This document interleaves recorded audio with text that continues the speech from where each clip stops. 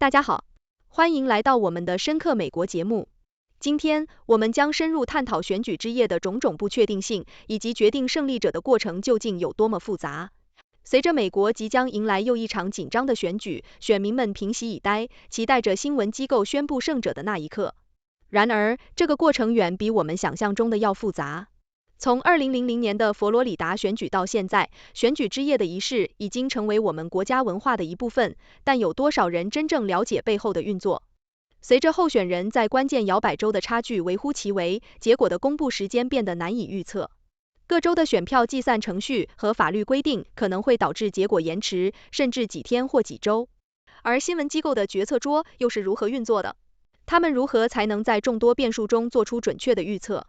此外，选举的结果并不仅仅取决于普选票，还要依赖于各州的选举人票制度，这使得某些候选人即便在普选中失利，仍然有可能赢得总统之位。当投票情况和法律争议交织在一起，选举之夜的混乱和不确定性便越发显而易见。所以，当我们再次聚焦于即将到来的选举夜时，请记住，这不仅仅是数字的比拼，而是一个充满复杂性和挑战的过程。请大家继续收看详细内容。As darkness blankets the United States on election night, a collective anxiety permeates the nation. This tension is familiar, a ritual experienced by Americans for over 25 years, as they await the declaration of the presidential race winner by news organizations. It's an event that transcends mere politics, embedding itself into the cultural tapestry of America as both a communal experience and a testament to the democratic process.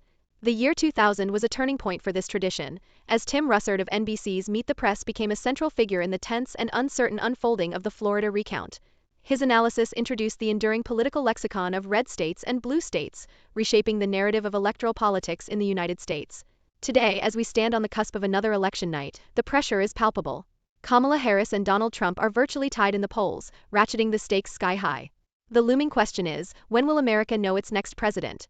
The answer is as complex and nuanced as the electoral system itself, heavily reliant on how close the race is and on the rules governing the counting of absentee ballots in pivotal swing states such as Arizona, Nevada, Pennsylvania, and Wisconsin. Each of these states has unique protocols that can significantly delay the final vote count, sometimes extending the wait to weeks. It's important to note that news organizations are not the arbiters of election outcomes. They merely project results based on data provided by state election officials who count and certify the votes. This certification doesn't happen overnight and can stretch into days or weeks post-election. David Scott, head of news strategy and operations at the Associated Press, underscores their commitment to absolute certainty, pledging not to declare a winner until it is statistically impossible for the trailing candidate to catch up. The task of calling an election is an intricate one. Major networks like AP, CNN, NBC, ABC, and Fox News deploy decision desks, which use sophisticated statistical models to forecast vote counts on a state-by-state basis. In recent years, they've also leaned on independent analysts, such as Decision Desk HQ, for guidance. Mike Weiner, a political science professor at the University of Wisconsin, observes that these organizations have grown more cautious about making early declarations, a lesson learned from the tumultuous 2000 election.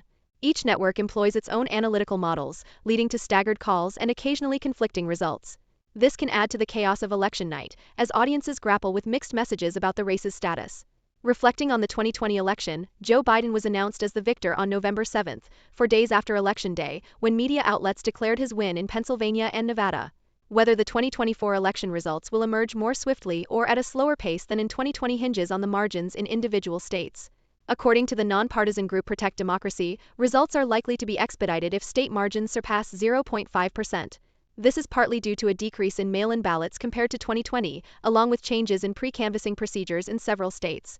Nonetheless, if margins remain razor-thin or recounts become necessary, delays are inevitable. States like Arizona and Nevada may take longer to finalize their counts due to established, slower processes.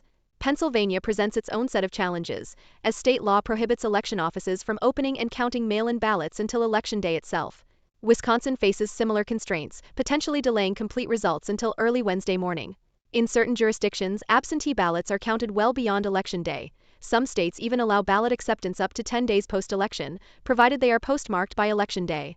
Nevada, for instance, accepts mail-in ballots until the Saturday following the election. Legal disputes over ballot counting could further complicate the timeline, with ongoing lawsuits in swing states contesting specific ballot canvassing practices. Compounding the process is the fact that the popular vote does not directly decide the presidency. Each state's votes are tallied independently, and the winner takes all its electoral votes, barring exceptions in Nebraska and Maine. This structure means a candidate can win the presidency without securing the majority in the popular vote, as seen in the 2000 and 2016 elections. As election night approaches, anticipation builds. News organizations may quickly announce results from several East Coast states where a candidate holds a clear advantage. Yet, phenomena like the red mirage and blue shift may skew initial perceptions of the race. In 2020, early numbers gave Donald Trump a significant lead, which dissipated as mail-in ballots, predominantly favoring Democrats, were tallied. The complexity of vote counting and reporting varies by state, fostering confusion and speculation. In Wisconsin, for example, mail-in ballots aren't counted until after polls close, resulting in a late Democratic vote surge. Conversely, Arizona counts pre-election mail-in ballots first, crafting a different narrative. Understanding the results of this election requires patience and comprehension of a process that is neither instantaneous nor simple. The convergence of state laws, counting procedures, and the electoral college system weaves a complex web that can delay clarity. The question of when Congress will be decided is equally uncertain. With 435 congressional races nationwide, some contests will undoubtedly be too close to call immediately.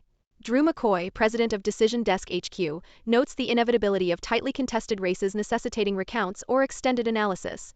In this era of political polarization and heightened scrutiny, declaring an election winner has never been more crucial.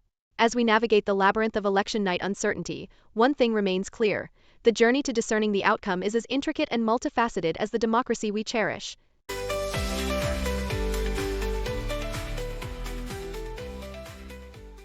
欢迎大家进入6度探索的辩论环节。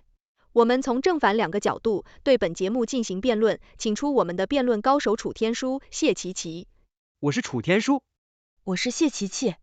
The uncertainty of election night is what makes it such an exhilarating part of the democratic process.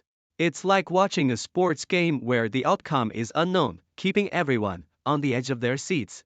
Besides, the meticulous process ensures accuracy and integrity in determining the winner.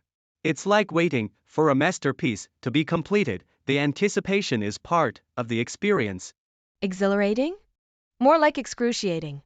The suspense can be nerve-wracking and the delays frustrating, akin to waiting for a pot of water to boil. The 2000 election debacle, with hanging chads and Supreme Court intervention, was a nightmare. Wouldn't it be better to have a system that delivers results swiftly and decisively, like ordering fast food? But speed isn't everything. The slow, deliberate counting process prevents premature calls and incorrect projections, like in 2000 when networks prematurely called Florida. The careful approach allows for all votes, including absentee and mail-in, to be counted fairly. It's like savoring a slow-cooked meal. Every ingredient gets its due. But all this savoring can lead to confusion and misinformation. Take the red mirage and blue shift phenomena. People see early leads and make assumptions that are later overturned. It's like watching a magic show where the tricks leave you questioning reality. We need clarity and transparency, not a guessing game. These phenomena highlight the need for patience and understanding of the process. Just like a thriller novel that unfolds its secrets slowly, election results reveal the evolving narrative of the electorate. Educating the public on what to expect can mitigate confusion, transforming suspense into informed anticipation. Educating the public is essential, but the system itself needs a revamp.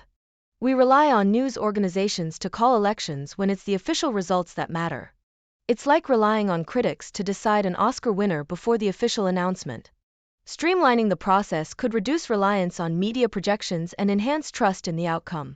我是评委合理，我想对两位精彩的辩论做出评论。楚天舒和谢琪琪的辩论围绕选举夜的紧张和不确定性展开，展现了两位辩手的独特观点和思维方式。然而，辩论中存在一些关键的问题值得进一步剖析。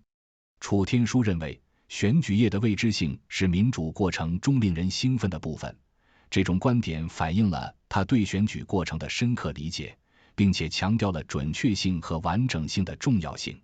然而，这种如同观赏体育赛事的比喻，在某种程度上忽略了选举结果对社会的深远影响。选举结果不仅仅是数字的比拼，而是民众信任和社会稳定的基石。选举夜的缓慢过程虽然有助于准确计票，但在现实中却容易引发不必要的紧张和焦虑。谢琪琪则强调了选举结果的延迟可能带来的混淆和不信任，并且用2000年选举的失败案例作为支持论点，这个比喻非常恰当。他质疑现有选举系统的有效性，主张应该进行改革，以确保更快和更清晰的结果。这一观点挑战了楚天舒的立场，并且提出了对现有制度的警惕与批评。尽管谢奇奇的观点在某种程度上强调了结果的及时性，但他的比喻像在等待水煮沸可能过于简化了选举的复杂性。两位辩手的交流同时也反映了对选举结果的信任问题。楚天舒提到的耐心理解和谢奇奇的系统重构并不矛盾，实际上两者都可以并行不悖。选举过程的透明度和教育普及都至关重要，但如果仅仅依赖于公众的理解而忽视了系统本身的必要改进，则可能导致选民的困惑和社会的不安。总结来说，楚天舒和谢奇奇的辩论揭示了选举过程中紧张与不确定性的双面性。虽然选举夜的惊险与期待属于民主过程的魅力，但同时也需要制度的变革来提高效率和透明度。在未来，我们应该寻求一个既能保证准确性又能快速反映结果的选举系统，以增强公众的信任与参与度。